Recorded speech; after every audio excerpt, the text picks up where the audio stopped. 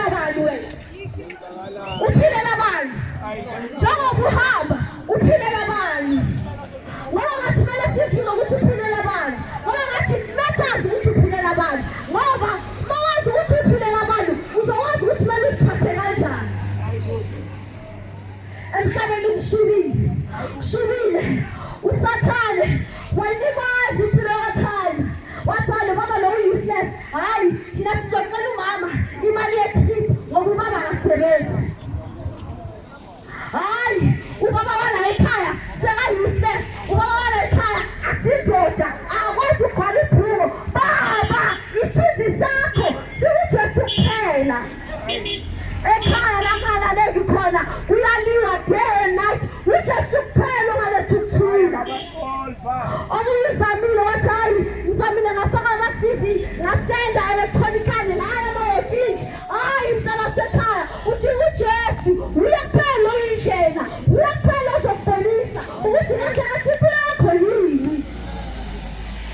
Ngoba bathi noma bena Jesu baphila impilo ephelayo baphila impilo enama-limits. Yithi isipaka lempilo yithi isithula lempilo angeke sikwazi ukumaintaina impilo uJesu angekho. Imali angeke ikwazi ukukumaintaina uJesu angekho. Indlu yakho angeke ikwazi ukukumaintaina uJesu angekho. Imoto yakho angeke ikwazi ukukumaintaina uJesu angekho. Yes, iyakususa from point A to point B. Mama wazi kanjani ukuthi endleleni uma udriver uzofika lapho uphephile na?